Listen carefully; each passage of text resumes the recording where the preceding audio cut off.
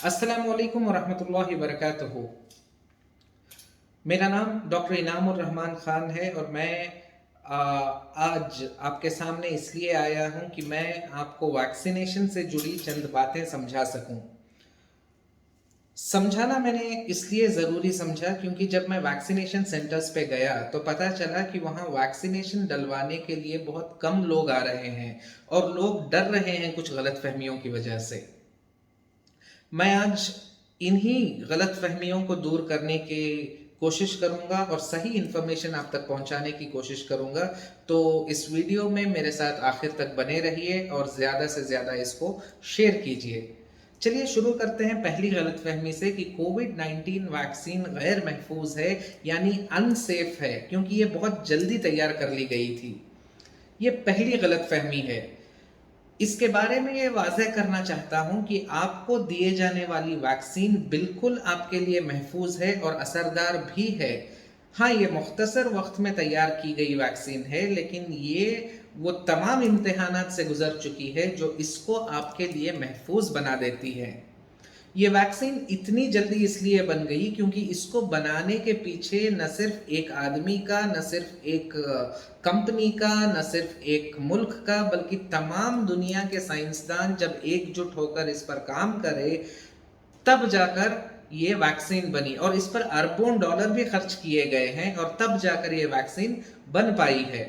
ऐसा भी नहीं है कि वैक्सीन बनते ही लोगों को देना शुरू कर दिया, बल्कि वैक्सीन बनने के बाद इस वैक्सीन को लोगों को देने से पहले इस पर काफ़ी सारे क्लिनिकल ट्रायल्स किए गए जिनमें ये जानने की कोशिश की गई कि इसके असरात कैसे होंगे और क्या होंगे, और तब ये जब ये ट्रायल्स में पास हो गई तब जाकर आपको ये दी जा रही है। चलिए दूसरी गलतफहमी की हम बात करते हैं और वो ये है कि ये वैक्सीन हमारे डीएनए को तब्दील कर रही है या कर देगी। ये बात बिल्कुल गलत है और इस बात को समझने के लिए मुख्तसर तौर पर यह जानना ज़रूरी है कि ये वैक्सीन काम करती कैसे है। ये वैक्सीन में एक मैसेंजर आरएनए होता है जो अंदर जाने के बाद हमारे जिस्म या सेल्स से कहता है कि वो एक स्पाइक प्रोटीन क्रिएट करे जो कि कोरोना वायरस में पाया जाता है। और जब ये स्पाइक प्रोटीन हमारे जिस्म में पैदा हो जाता है वैक्सीनेशन के बाद, तब हमारा मदाफाती निज़ाम या इम्यून सिस्टम इससे लड़ता है और लड़ने के लिए ऐसे एंटीबॉडीज अपने आप पैदा कर लेता है जो कोरोना वायरस से लड़ने के लिए ज़रूरी हैं। जब हमारा जिस्म ये एंटीबॉडीज पैदा करने की कुव्वत हासिल कर लेता है तब ये वैक्सीन अपने जिस्म से खुद ब खुद खत्म हो जाती है। मगर जब कभी आपको कोरोना वायरस का इन्फेक्शन होगा, जब आप कोरोना वायरस से मुतासिर होंगे, आपका जिस्म फिर से एंटीबॉडीज को पैदा कर लेगा और इस वायरस से खूब शिद्दत के साथ लड़ेगा। और ये सारी चीजें जो होती हैं ये सेल न्यूक्लियस के बाहर होती हैं और हमारा डीएनए जो है वो सेल न्यूक्लियस के अंदर पाया जाता है। तो हमारा डीएनए खराब होने का सवाल ही पैदा नहीं होता। तीसरी तशवीश इस वैक्सीन के बारे में यह है कि एलर्जिक रिएक्शंस बहुत करती है। मैं ये आप लोगों को बताना चाहूँगा कि जब कभी कोई भी वैक्सीन हम लेते हैं तो हमारा जिस्म उस पर रिएक्ट करेगा ही। थोड़ी सी बुखार, थोड़ा हाथों पैरों में दर्द, थोड़ा सर दर्द भी हो सकता है, मगर इसका मतलब ये नहीं है कि ये सारी चीज़ें जानलेवा हो सकती हैं। आपने अक्सर सुना होगा बच्चों को जब वैक्सीनेशन उनके पैदा होते ही या फिर 6 महीने बाद या फिर 1 साल बाद, 9 महीने बाद जब डलवाते हैं तब नर्स या डॉक्टर आपसे ये कहते हैं कि थोड़ी सी बुखार आ सकती है मगर घबराने की कोई बात नहीं है, और अक्सर बच्चों को बुखार आ भी जाती है मगर उसको आसानी से जो है संभाल लिया जाता है। ये वैक्सीन भी उसी तरह है और मामूली सी बुखार और हाथ पैर में दर्द होना कोई बड़ी बात नहीं है और ये 2-3 दिन में इंशाल्लाह ठीक हो जाती है। और अच्छी बात तो ये है कि वैक्सीन डलवाने के बाद वहीं पर आपको आधा घंटा बिठाया जाएगा और आप पर नज़र रखी जाएगी रिएक्शंस के लिए, और फिर हर किसी को दवाई भी दी जाएगी बुखार और हाथों पैरों में दर्द की। तो कुल मिलाकर बात यह है कि रिएक्शंस के डर से वैक्सीन ना डलवाना सबसे बड़ी बेवकूफ़ी है। चलिए अब बढ़ते हैं हम चौथी गलतफहमी की तरफ कि ये वैक्सीन औरतों को बांझ बना देती है। इस बात को वाज़ेह करने के लिए या ये जानना ज़रूरी है कि आखिर ये सवाल उठा ही क्यों? ये सवाल इसलिए उठा क्योंकि जैसे मैंने बताया, वैक्सीन देने के बाद एक स्पाइक प्रोटीन हमारे जिस्म में पैदा होता है और उसे लड़ने के लिए हमारे जिस्म में एंटीबॉडीज पैदा होते हैं।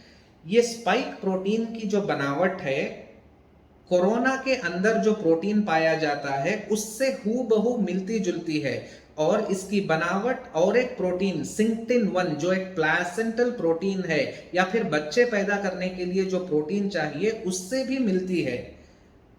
मगर ये बात यहाँ जान लेना जरूरी है कि स्पाइक प्रोटीन और प्लासेंटल प्रोटीन भले ही एक जैसे दिखते हों, मगर उनकी बनावट अलग है, यानी उनका जेनेटिक कोड बिल्कुल अलग है।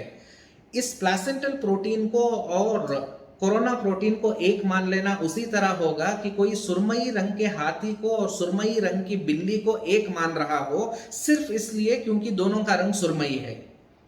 बहरहाल, ये कोरोना प्रोटीन को मारने के लिए हमारा मदाफाती निजाम यानी इम्यून सिस्टम लड़ेगा, तो प्लासेंटल प्रोटीन को नुकसान नहीं पहुंचाएगा। तो ये बात बिल्कुल गलत है, ये अफवाह है कि, और ये साइंसदान खुसूसी तौर पर ये बता चुके हैं कि ये वैक्सीन बांझपन नहीं लाता। इससे मिलती जुलती एक और गलतफहमी है कि हामिला औरतें यानी कि प्रेग्नेंट विमेन वैक्सीन नहीं ले सकती। ये बात सरासर गलत है, और बिल्कुल इसके बरक्स मैं ये कहना चाहूंगा कि हामिला औरतों को वैक्सीन लेना सबसे ज्यादा जरूरी है, क्योंकि अगर ये कोविड का शिकार हो गई तो इनमें होने वाले असरात जानलेवा हो सकते हैं। 5वीं तशवीश वैक्सीन को लेकर यह है कि क्या कोविड इन्फेक्शन के बाद वैक्सीन लेना जरूरी है। देखिए, जिस शख्स को कोविड होता है और फिर वो ठीक हो जाता है, उस शख्स के जिस्म में कोविड से लड़ने की कुव्वत अपने आप पैदा हो जाती है, मगर यह कुव्वत कितने दिन तक रहेगी इसका सिर्फ अंदाजा ही लगाया जा सकता है। और अंदाजे के तौर पर कोविड के ठीक होने के 2-3 महीने बाद वैक्सीनेशन लेना, वैक्सीन लगवाना जरूरी है। और कुछ गलतफहमियां वैक्सीन लेने के बाद होती हैं, जैसे कि ये सोच लेना कि वैक्सीन के बाद मुझे सोशल डिस्टेंसिंग रखने की या मास्क पहनने की या फिर बार बार हाथ धोने की जरूरत नहीं है। वैक्सीन लेने के बाद ये सारी चीजें करना जरूरी है जब तक कि सारी आबादी वैक्सीनेट नहीं हो जाती। हाँ, इतनी छूट जरूर दी जा सकती है कि 2 वैक्सीनेट किए गए शख्स आपस में बिना मास्क के बात कर सकते हैं, मगर अगर इसको भी अवॉइड किया गया तो बेहतर है। तो ये चंद गलतफहमियां और कंसर्न्स थे जिन्हें मैं साफ करना चाहता था, और उम्मीद करता हूं कि आप जल्द से जल्द जाकर वैक्सीनेशन लेंगे और कोरोना को मारने में मदद करेंगे। अल्लाह से दुआ है कि अल्लाह ताला इस वबा से हम सबको आज़ादी दे, हम सबको शिफाए कामिला अजिला मुस्तमिला अता फरमाए। आमीन सुम्मा आमीन। अस्सलामु अलैकुम रहमतुल्लाहि व बरकातुहू।